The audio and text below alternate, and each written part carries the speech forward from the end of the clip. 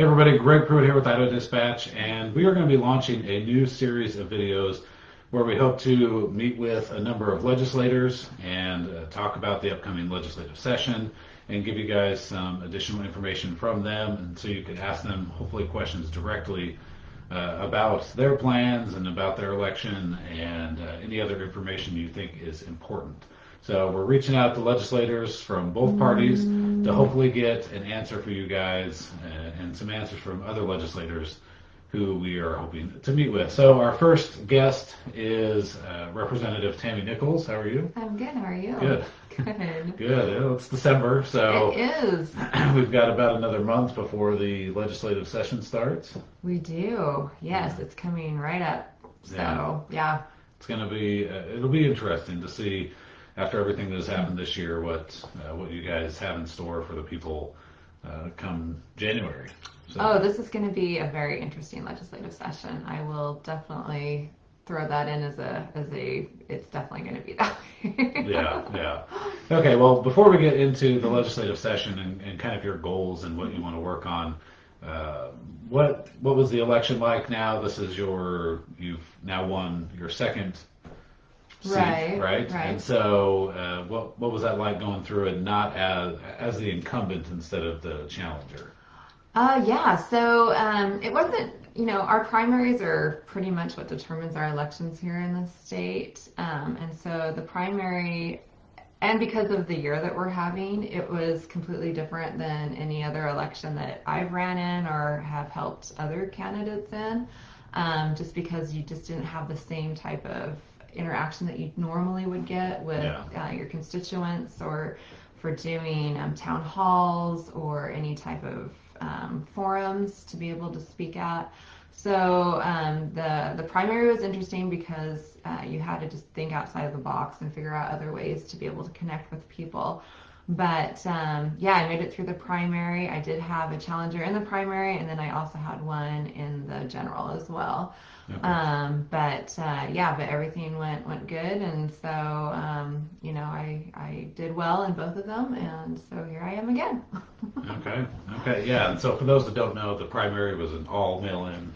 The primary was all mail-in, kind of different, and it created so much confusion. I still remember I had people calling me the day of wanting to know where they could go vote. Yeah. And so there was just a lot of confusion. It was really nice that we were able to actually vote in person in the general. We're seeing a lot of things transpire in different states right now, especially battleground states where there's possible fraud and everything going on.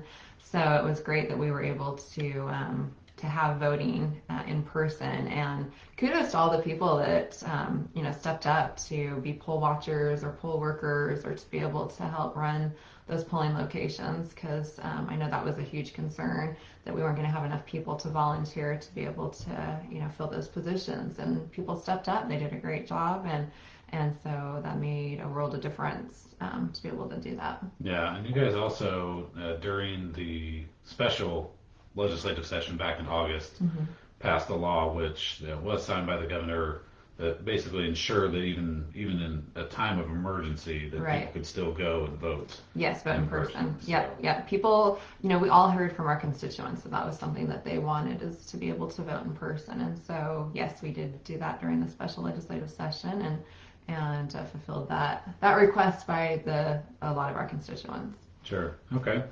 So let's talk about, fast forward now to January. What are you hoping to do personally, or what are you going to be working on personally, if you don't mind divulging?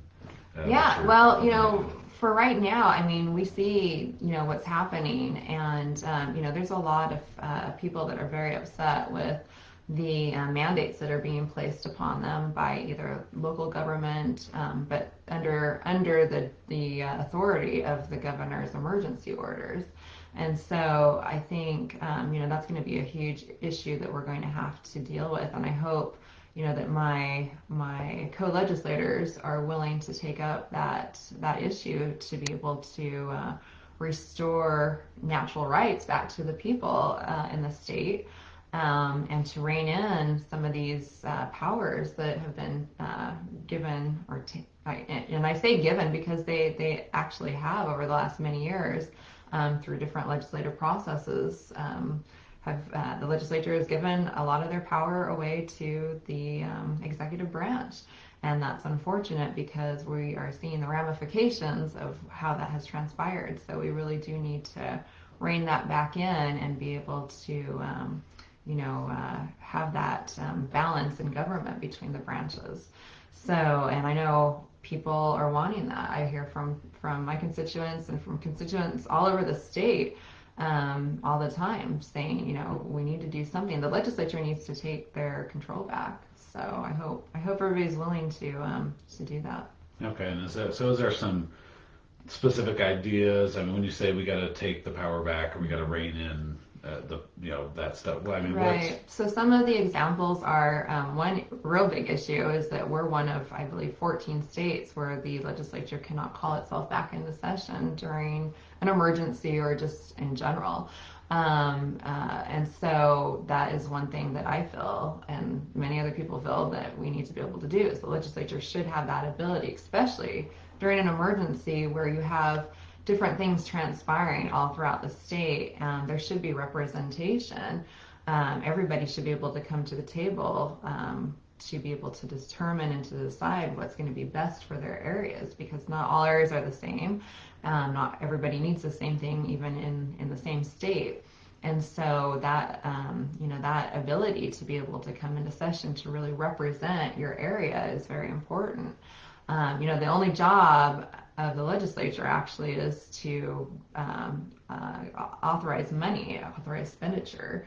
And where we can't even have that ability, we've been given a lot of money in our state through the CARES Act, and the legislature has really had little oversight on any of that. So to be able to call ourselves back into session, to be able to actually do our job that we were elected to do, we need to restore people's, again, natural rights to be able to make that they're the ones that can make the best determination for their health and safety and for their businesses. I mean, we're seeing the problems that businesses are undertaking right now, being considered essential or non-essential, or it should not be the job of the government at all. That is not their role to determine who wins, who loses, who's essential, who's not.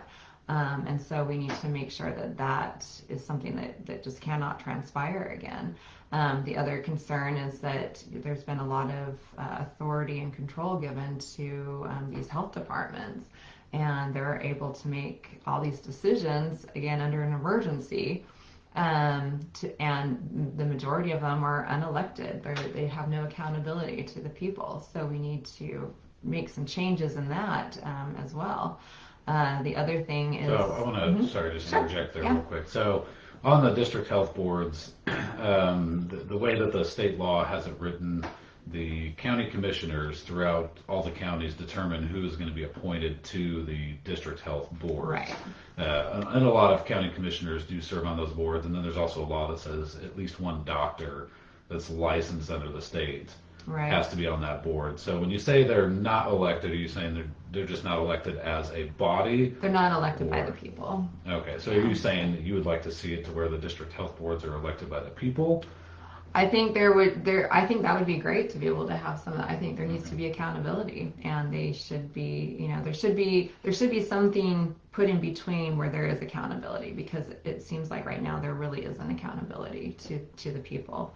And then going back, with these rolling orders of emergency, and there's different interpretation of how many times a emergency order can be called again.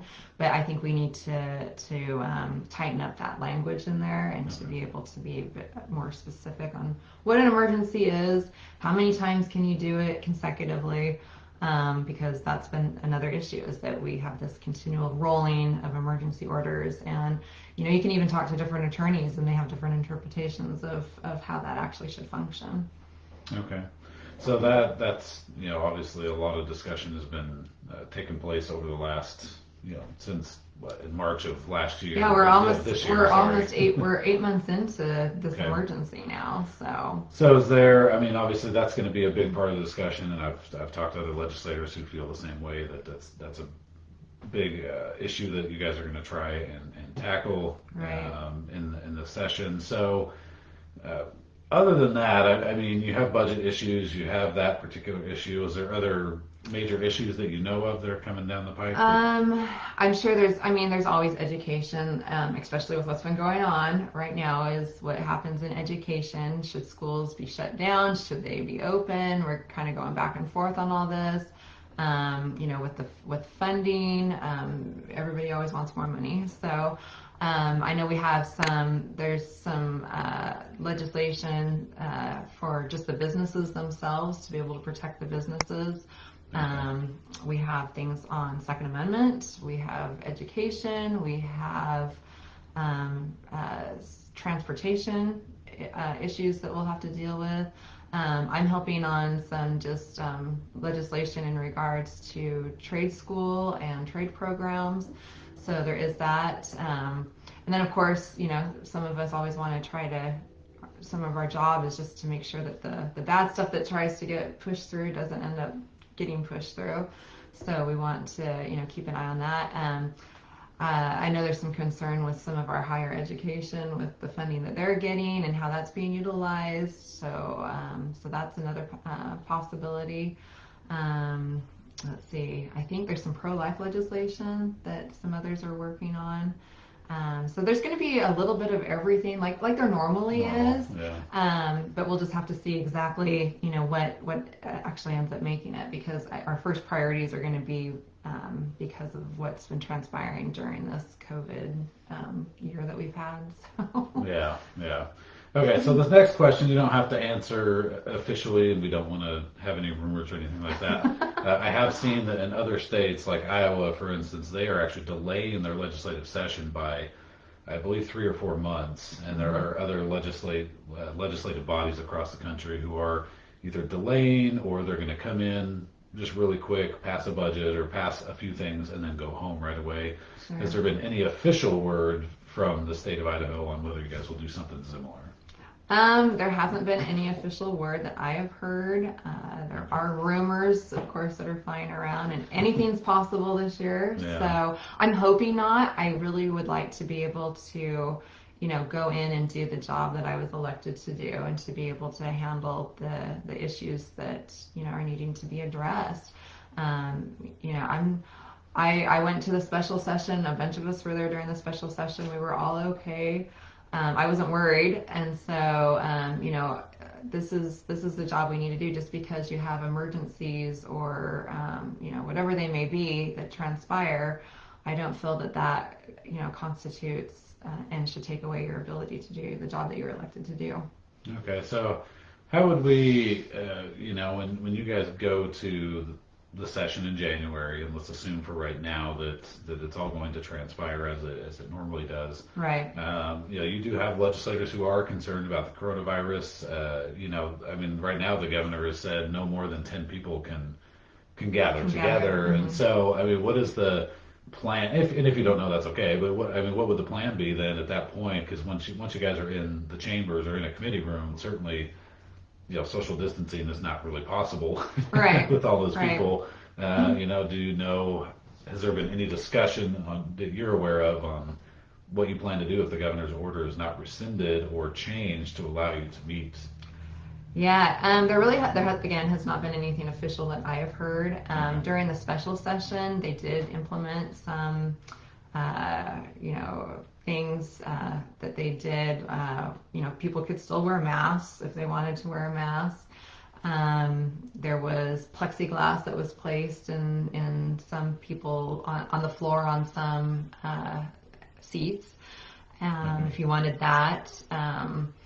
They have the social distancing, the lines down the Capitol floors. They turned off the drinking fountains, but I heard that there was money now appropriated to be able to put in touchless drinking fountains.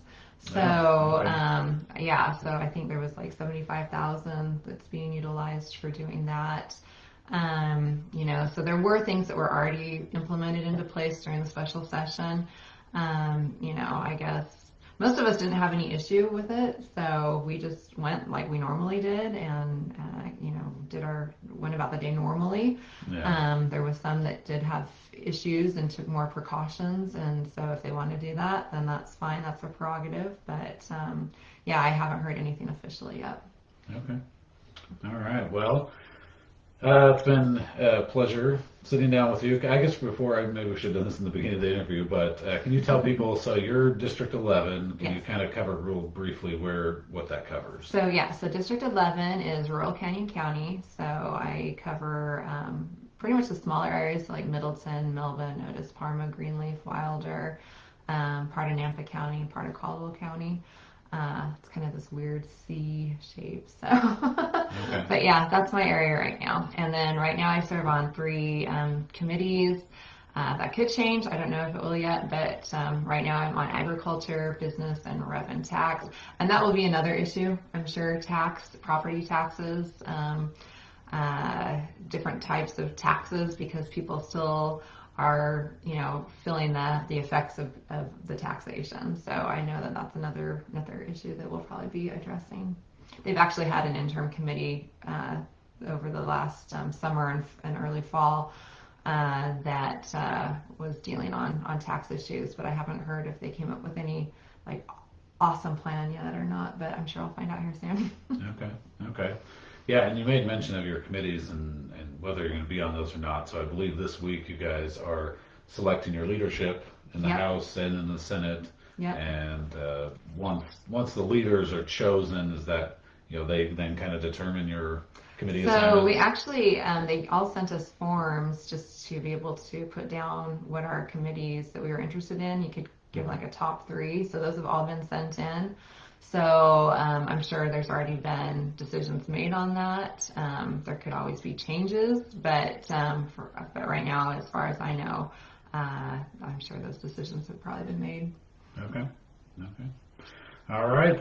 Sounds good. Well, Representative Nichols, we appreciate your time, Thank and you. good luck in the session to you. Yes, and just to let all your viewers know to please, stay in contact with us during the session and communicate with us, email or phone, or even come down to the Capitol. We'd love to see people down there and be involved and be actively participating in their governmental process. It's a government by the people for a reason, so the more you can be, the better. Okay. Awesome. All right. Well, thank you for your time. Thanks.